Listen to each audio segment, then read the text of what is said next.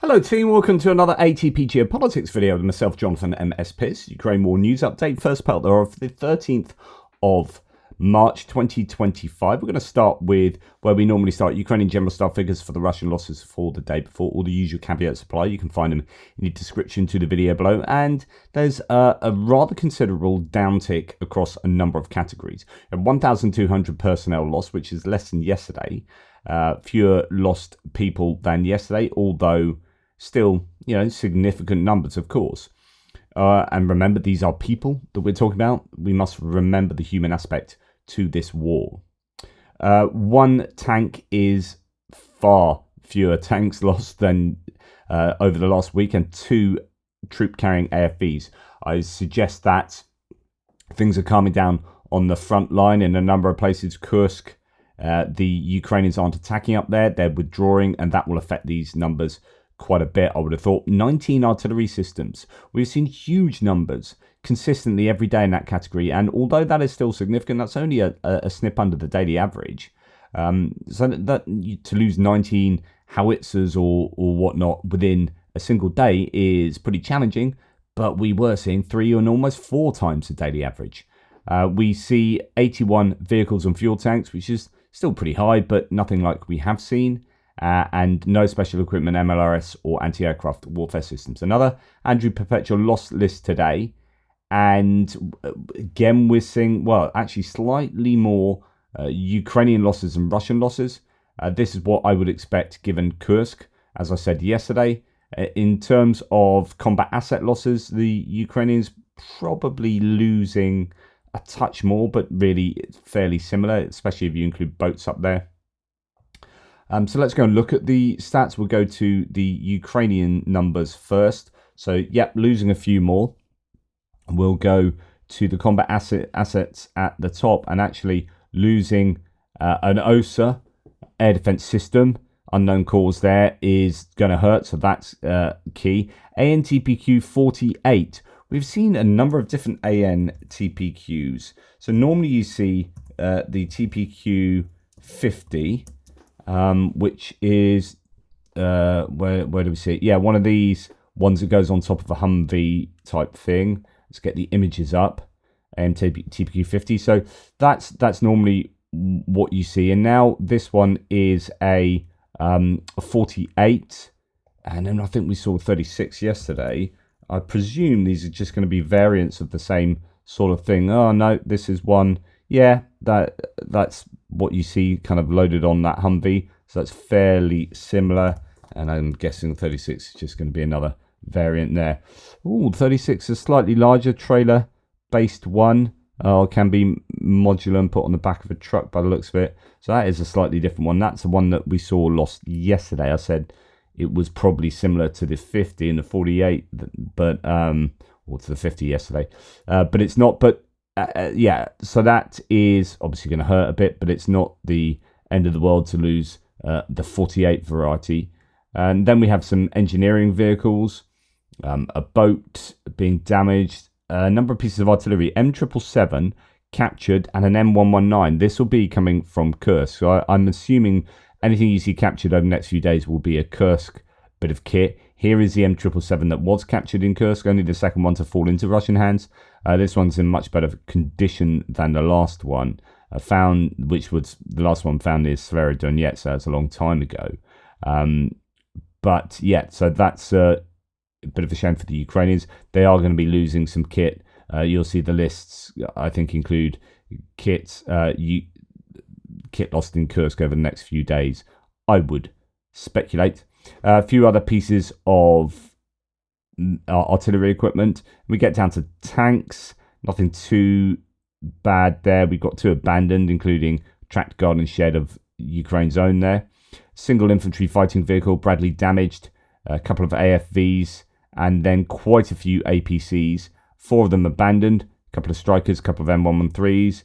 Some APCs there. Striker, snatched Land Rover. And then a number of Strikers and other bits of kit damaged. A lot of night vision drones doing the work here. So if you look at it at the list, and I suggest there's probably been a couple of dumps of montage footage of night vision drones doing their thing. hence the different timestamps on what's probably 1 or 2 videos there. Then quite a few MRAPs, including Senators and Bushmasters and Max Pros, as well as general infantry mobility vehicles, quite a lot of Humvees. Most of these damaged. Don't know how bad that is, whether they are able to be used again, fixed up quickly, whether things have just bounced off the side of them. And then a few trucks, a couple of ATVs, and then quite a few civilian vehicles as per normal. A lot of destroyed civilian vehicles from FPV drones and night vision drones as well, night vision FPVs. So there that's interesting, night vision FPV rather than night vision IED dropping drone. That's suggesting that they are much more willing to put more expensive thermal imaging or night vision optics on FPV drones. Interesting. Anyway, moving on, we'll look at the Russian losses. So there's quite a lot of stuff there for the Ukrainians.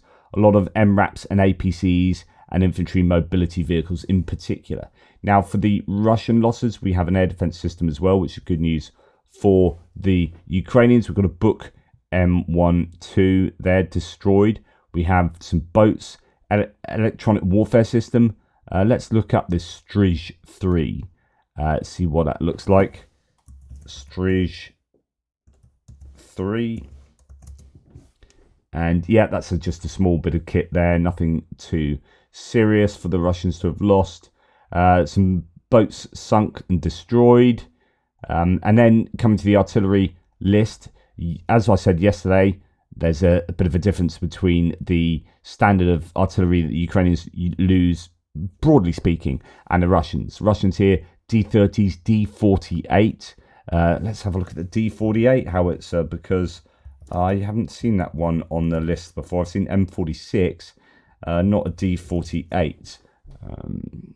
So this one is from, let's have a look, 1948 it was designed. So there you go. Produced between 1955 and 1957. These are old bits of kit. There's absolutely no doubt about that. And all those D30s obviously old, same sort of era as well. Just an incredible amount of old kit that they're losing, particularly in the artillery category. Most of these listed, all of these listed as damaged, but they might well be destroyed. It's difficult to tell with artillery. They might be functionally destroyed. How easy is it to replace these things, given the logistics and taking these things out of use? Will it take 2-3 weeks to get the part, to take it back or replace it in situ? I don't know, but I'm more inclined to think howitzers damaged is worse than things like tank and IFV being damaged. Okay, moving on. Tanks here, about 10 tanks, give or take.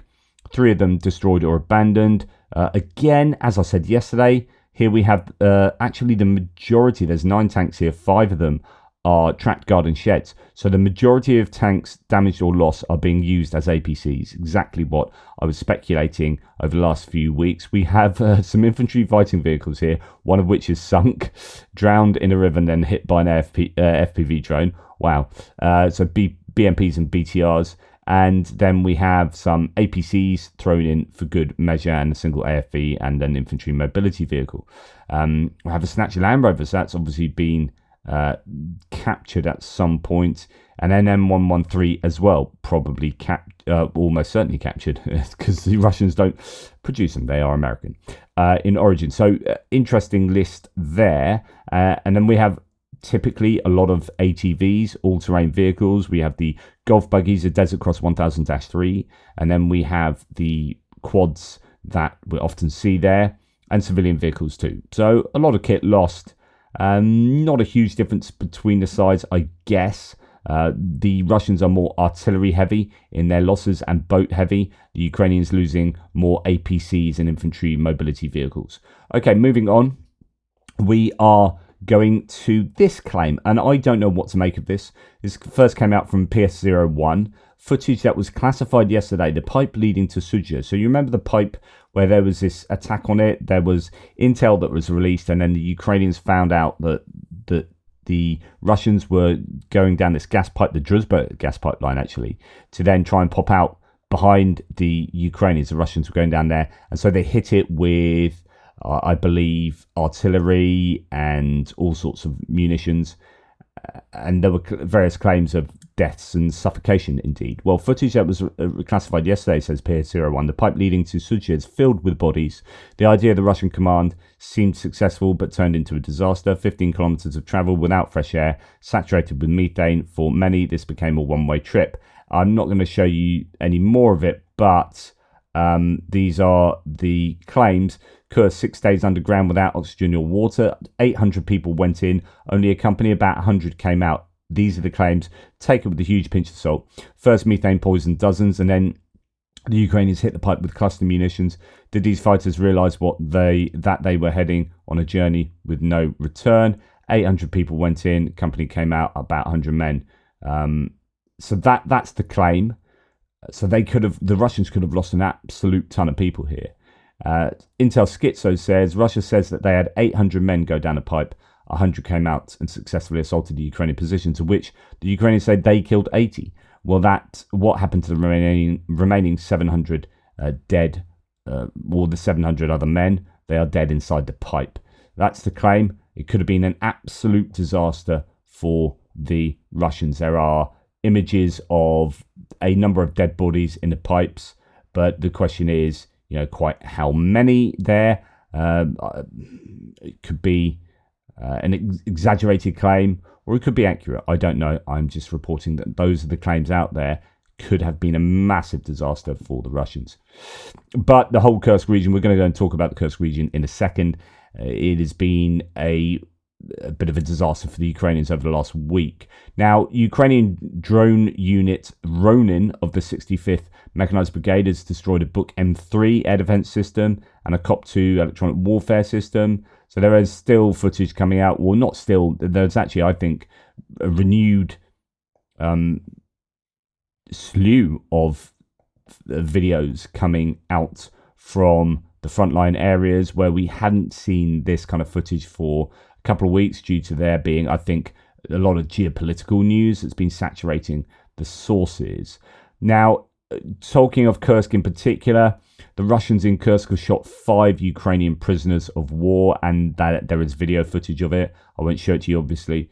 Tim White says another very distressing video showing almost certain war crimes. Russian soldiers cancel bodies of 5 Ukrainian troops, all shot in the head at close range in Kazachia Lochnia. So that's not Malaya, that's Kazachia Lochnia in the Kursk region. This must have been another execution of POWs. They're all shot in the head at close range, it appears. Absolutely terrible. And it is so sad that, this is not talked about by the politicians who discuss Russia and Ukraine. There's almost this kind of both sidesism, that both sides are morally and behaviorally equal in this war, and we just need to stop the dying. We have to stop these unnecessary deaths, and etc., as if the Ukrainians need to work just as hard as the Russians to stop these deaths. When the Russians invaded, the Russians have killed civilians, the Russians have tortured civilians and soldiers, the Russians have executed POWs, the Russians have committed all sorts of war crimes. There is no both sidesism here. Absolutely none. And they continue to do it. And it's not discussed by the people that need to be discussing this. Now, to add insult to injury, sounds like a call for more war crimes, says Shashant Joshi, as The Guardian reports. Quote, Putin said the captured fighters should be, quote, treated as terrorists in accordance with the laws of the Russian Federation.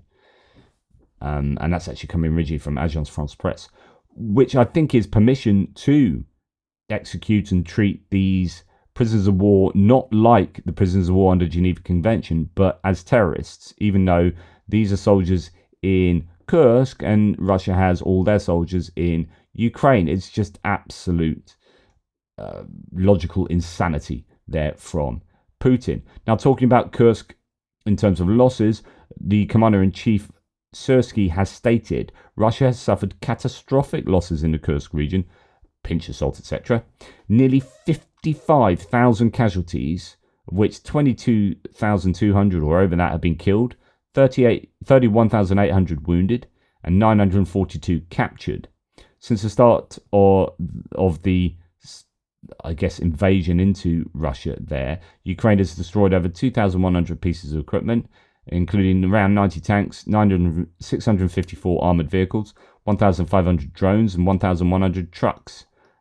Quite an incredible checklist, if that is at all accurate.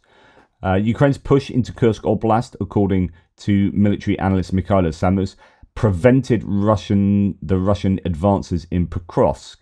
And I have a tendency to think this is the case. Nearly 60,000 Russian troops, including Marines and airborne units, were tied up in the Kursk Oblast ahead of reinforcing other fronts, he added. I do wonder whether the Russians will continue down into Sumy, or whether they would be placed into other areas of the front line where Russia are actually struggling. It's a game of sort of cat and mouse, isn't it? Andrew Perpetua states, so I was saying yesterday, and I'm happy to be corrected, I don't know if it played a part at all. I would have thought it would have played at least some role. But I was saying there's a very interesting correlation between switching off American intelligence to Ukraine and the loss of Kursk. And that coincidence seemed very suspicious.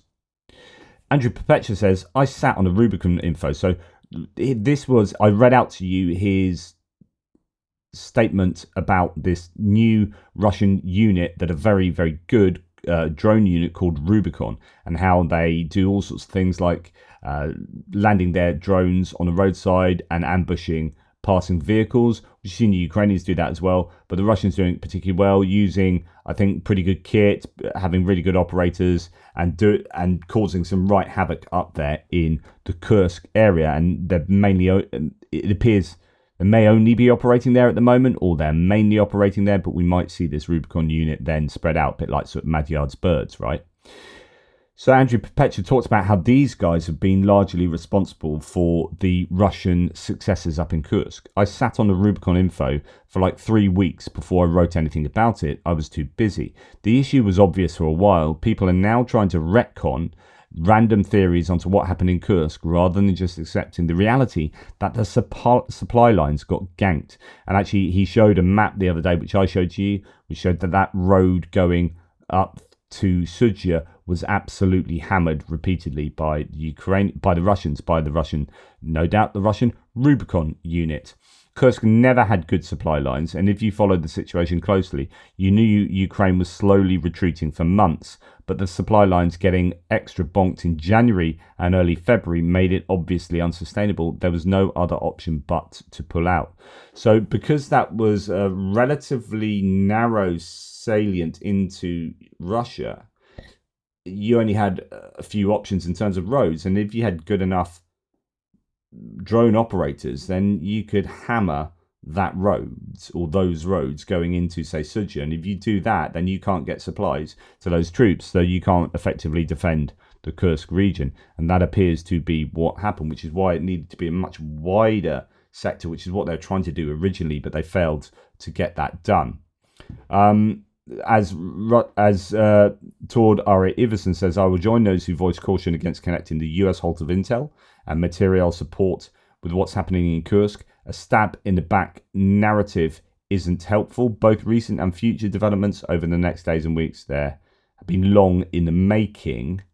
The turning point, says Ruslan Leviev, was when Russian forces established fire control over the supply route of the Ukrainian troops. That happened a couple of days before the halt of US aid. So US aid halting might have played some role, but the main issue was the supply road getting hit, as many are saying.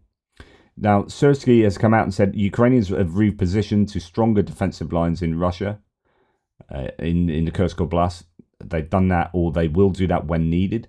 The top general says that Russians are attempting to break through Ukrainian defenses and shift combat operations into Ukraine's Sumy and Kharkiv oblasts. So I hope that the Russians don't get momentum from what they're doing now and then move and create another sector in Ukraine similar to Vovchansk and Kharkiv. That appears to be fairly static at the moment.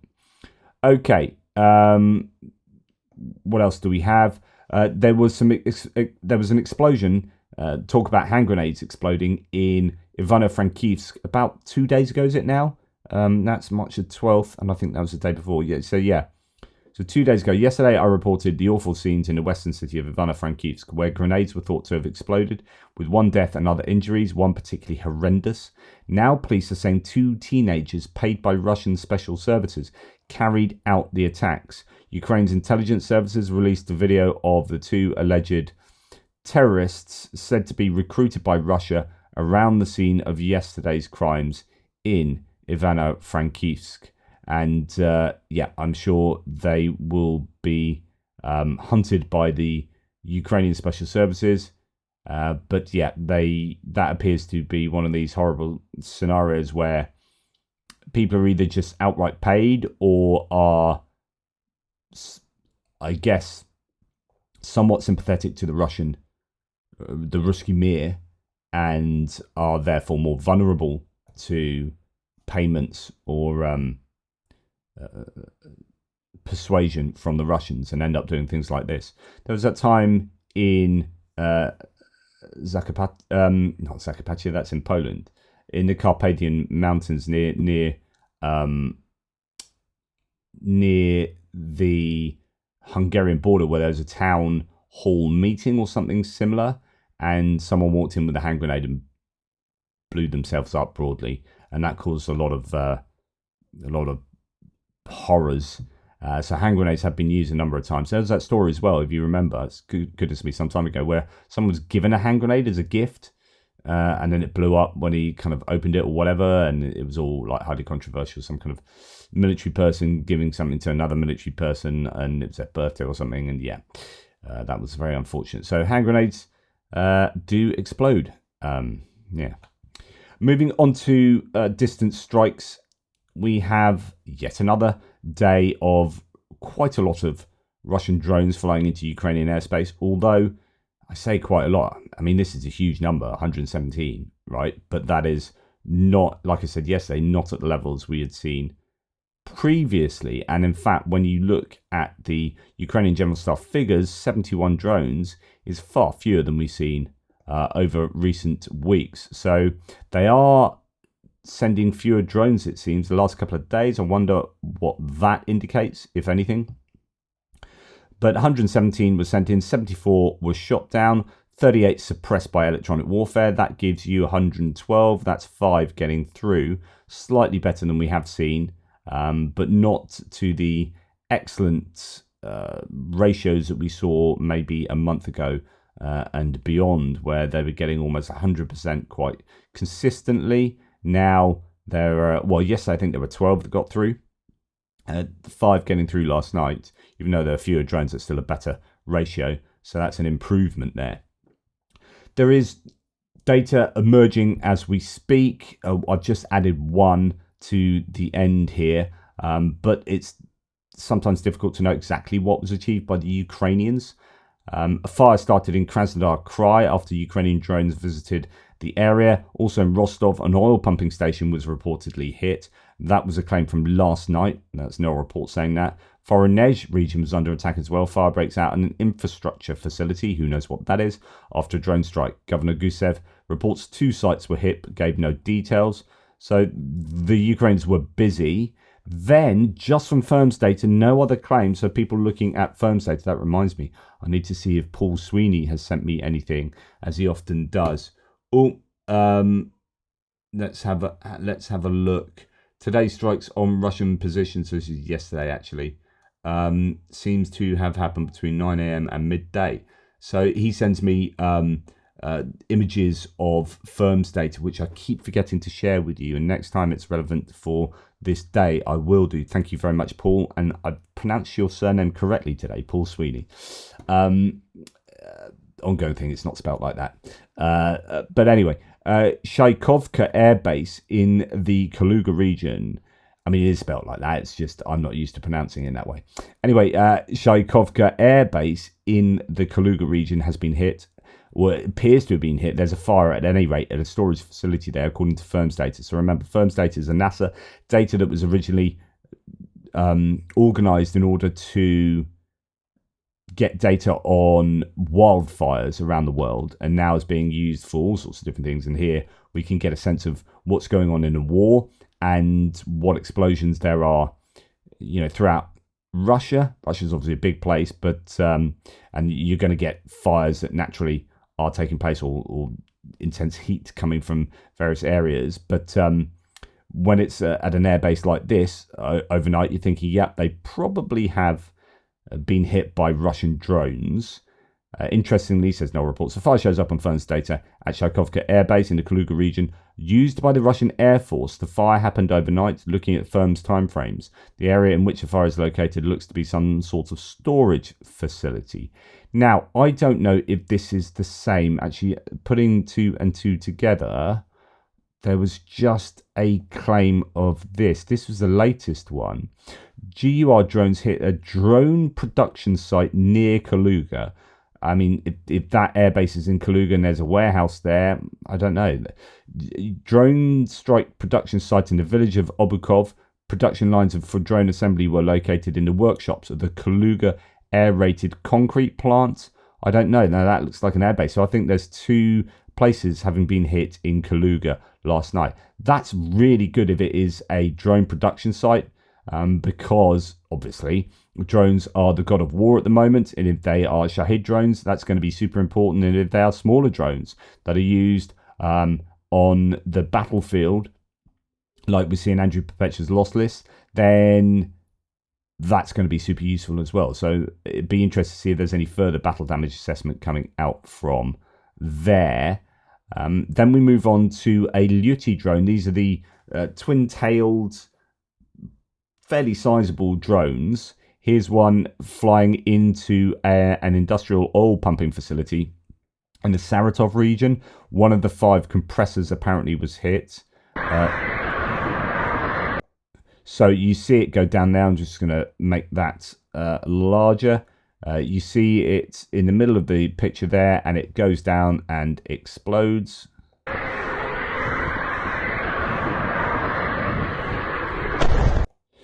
I'm going to stop that because I might get in trouble. But yeah, and then smoke comes out from there.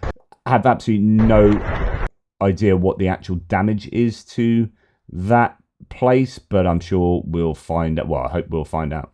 And then what we're hearing this morning is in Moscow, and remember, this is where Steve Witkoff is just landing to do some wheeling and dealing with Putin and the Kremlin on behalf of the United States. I would say on behalf of Ukraine, but I don't think it probably is. No Reports is saying in Moscow, the CHP-16 Mozenego power plant has unexpectedly caught fire. The cause of the fire is still unknown. Don't know. I doubt that. I mean, that doesn't look like that's going to be a drone hit, right? A, it's an awful long way, and B, sending a drone into a building like that is not going to do a lot. That's a fairly robust building, and that looks like it's fire coming from within to out. But it's getting bigger. So that was just one window there, and it now seems to be getting bigger there. More from Moscow, says Max24. The thermal power station is burning. Cause of fire is still unknown. And actually, someone then saying an interesting sign after the arrival of the US Special Representative to Moscow, CHP-16 caught fire. The fire is getting bigger every minute. That could be a real problem for the Muscovites there. Now, we are hearing that, and I don't know if this is a kind of formal announcement. Some people have been kind of connecting it to Steve Witkoff going to Russia. Is this communicating that the Ukrainians could rearm in the next 30 days with more ATACMS? But then the claim is that actually they only got fewer than 40 ATACMS because the US have been running low on them themselves, and they don't want to give them and prioritize other items instead of ATACMS. But according to a US official and a Ukrainian lawmaker on the country's defense committee, Ukraine has run out of ATACMS, according to Associated Press. US officials said the US provided fewer than 40 of those missiles overall, and that Ukraine ran out of them in late January. Wouldn't surprise me at all. We've not, I don't think, seen any ATACMS I can't remember the last time we saw ATACMS being used. Right. Russian diesel exports to Africa reportedly plummet amid Ukrainian drone strikes. So the diesel exports to African countries nearly halved in February, dropping from 1.27 million tonnes in January to 684,000 tonnes, according to a report by the Price Index Centre research project reviewed by RBC. This is an example of the Ukrainian drone project in attacking Russian hydrocarbons infrastructure having a tangible effect on Russian hydrocarbon production and supply. And of course, that will then affect Russia's ability to make money and prosecute the war by underwriting it with money from the hydrocarbons industry. Moving on to other bits and pieces. Russia has formed an infantry unit or infantry units from nuclear forces, deploying them to Toretsk area. So analysis has confirmed that the Russian Strategic Rocket Forces troops have been engaged in hostilities with new infantry regiments emerging in 2024. So we saw, and there were complaints about this in terms of the Ukrainians using some mechanics and people associated with the Air Force because they were so desperate for troops. But throughout the last kind of 2 years, really, we've seen Russians do this in all sorts of different ways. Yes, okay, we hear about convicts, so on and so forth, but actually taking their troops from, or taking personnel from Air Force units, from specialized units and turning them into infantry men. And here we're seeing them taken from actual like nuclear missile units that are obviously not going to be used as much as general infantry are going to be used. And so that tells you that they are desperate for troops. And then this leads into discussions about whether ceasefires are in the best interests of Russia or Ukraine. And you can make an argument for both and neither, and one or the other. It just depends how you create those arguments. But Chris Owicki says, in two possible indications that the Russians expect fighting in Ukraine to end soon, the Russian army has reportedly abruptly stopped recruiting convicts, and officers are said to be flocking to safe areas of Donetsk and Luhansk so they can gain war veteran benefits. According to a Russian Telegram channel, quote, sources report that in a number of penal colonies and pre-trial detention centres, the recruitment of prisoners for the war was suspended. It is possible that this was done everywhere. In some regions, even those convicts who had been approved for sending to the so-called military special operations zone by the authorities were turned back. The administrations of the institutions where they are being held told them that the procedure was suspended for an indefinite period. No reason is given, but the most likely explanation is that convict recruitment may have been stopped in anticipation of a ceasefire. Meanwhile, the Battle Z Sailor Telegram channel complains, quote, the closer the deal on Ukraine is, the more different types of management and personnel officers go to safe areas of Donetsk and Luhansk for the status of veteran in the special military operations so that they can make it in time. It's funny to watch how in 2022 all these rats sat with their ears pressed back and licked the ass of their superiors, and some of them even managed to quit for health reasons, having learned that they had been fingered for going to the SMO, the special military operation. The benefits available to war veterans are substantial, which is part of the reason why enlisting has become been attractive to so many Russians. They include 50% compensation for their residential premises rent and maintenance, exemption from property taxes for an apartment, house or garage, and from land tax or properties of under 6 acres, reductions in transport tax, free treatment in military clinics and hospitals and free medicine, educational subsidies and extra vacation time, free use of public transport and sanatoriums, cash payments of $40 a month, so on and so forth. So there you go. Are the Russians gearing up for a ceasefire? Is that an early indication? But then there was this release of documentation to the Washington Post, or by the Washington Post, if you like. I don't know if this is what I reported in the Kiev Post yesterday, whether this is the same documentation that was referenced there. This is prior to the meeting in Jeddah the other day, though, so that must be said. At this point, it's worth posting again, says Tim White. You may have missed it. The Washington Post published what it claims is Russia's document of demands. It's well known that Russia will demand Ukraine concedes territory it still controls. But the Washington Post document says Putin also demands extra buffer zones. In the last paragraph, Russia just laughs at sanctions. So here is the Washington Post article. The document, written in February by an influential Moscow-based think tank close to Russia's federal security services, lays out Russia's maximalist demands for any end to the conflict in Ukraine. It dismisses Trump's preliminary plans for a peace deal within 100 days as impossible to realize. That's a quote, and says that, quote, a peaceful resolution of the Ukraine crisis cannot happen before 2026. So this appears to be what the Russians are thinking. I guess we'll find out this week, since Steve Witkoff is in Russia today. I don't know if this affects more the peace deals itself rather than a ceasefire. So the ceasefire is how you just stop things, heat on the front lines, while people get together and talk. But of course, it is also an excuse to reconstitute, regenerate, rearm, etc., etc. But these are full of maximalist demands for the Russians. The document says Russia's efforts should first be focused on normalizing relations with Washington and Moscow. So that's interesting. That's happening through the restoration of full diplomatic staffing levels at both countries' embassies.